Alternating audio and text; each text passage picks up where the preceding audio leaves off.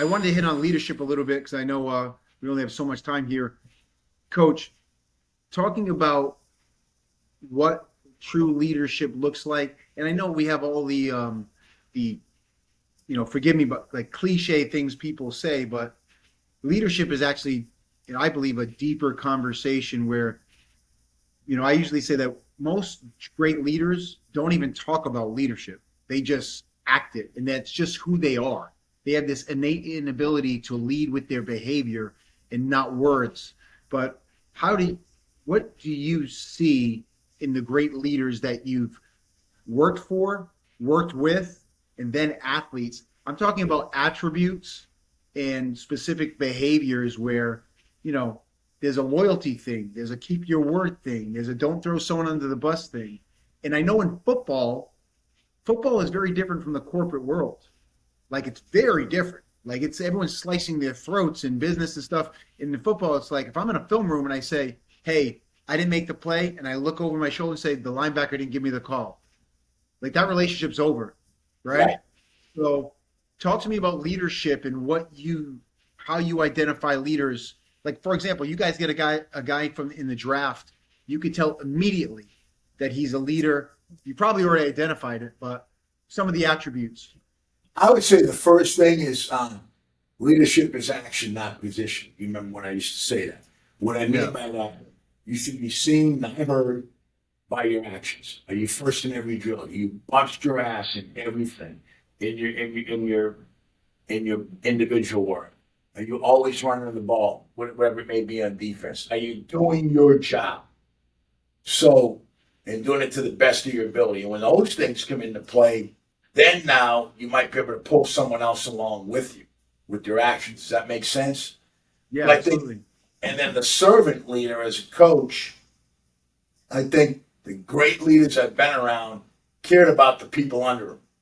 They cared about the graduate assistants or the quality controls and tried to get them to be the best that they could be. They were coaching their coaches just like you would your players to be the best that they could be. And they had a genuine, sincere caring for the people that were under them, the old servant leader.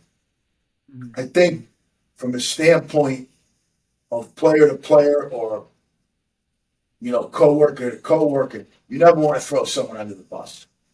Yeah, I could have did a better job. yeah, You know how like when Coach Spags, there was an incident early in he's showing the tape to the defense. I'm like, Coach, my fault. I'll get him to do that better. I didn't get that point across to him. Hey Joe, I appreciate you doing that. Hey Joe will get that right. Well, whereas you just don't say anything. That you've been in those situations where Coach, you didn't even explain this thing. What do you yeah, mean? So yeah, I think, and then player to player, most of the good leaders, like the linebacker, if that ever happened, Coach, I didn't give the D line the call. It's my fault. Okay, good. We'll move on. We'll get it. yeah. Do you see like Take yeah, accountability. yeah, well that's what I mean. We talk about I know this has come up many times. It's been talked about to nauseum, but there's a concept from Jocko, extreme ownership. And I just noticed that it's not common to say that's on me. That was my responsibility. It will not happen again. In my first year, I remember Belichick was our coordinator with the Jets, and he said, "I made a mistake when I came underneath that play." He pointed it out to the whole team, and he said, "That's a mistake. That's your first play as an NFL player. There's nothing wrong with making that mistake." He said, "Don't be a mistake repeater."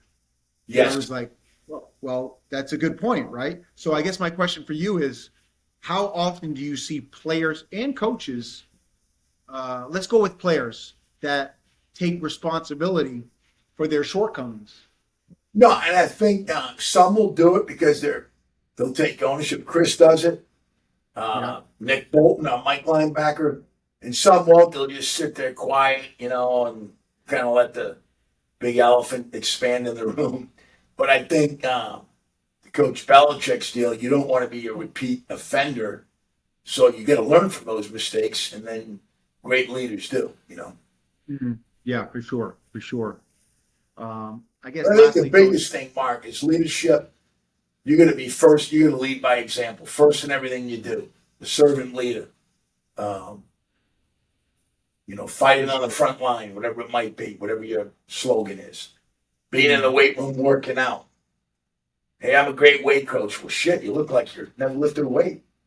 I mean, I'm just saying that, or as an example. so we have this thing based off what you said, Coach, we have this thing where when we were trying to pick a leader for a position, like if there's 6 people in the room deciding, because we do everything together, it's never like, I like this person, I like this person, I like this. We already know who that person is. Yes. We already know who that person is based off their behavior and their consistency and their body of work. You identified them through their traits, no question. Right, absolutely. It's not like let's debate who should be in this position.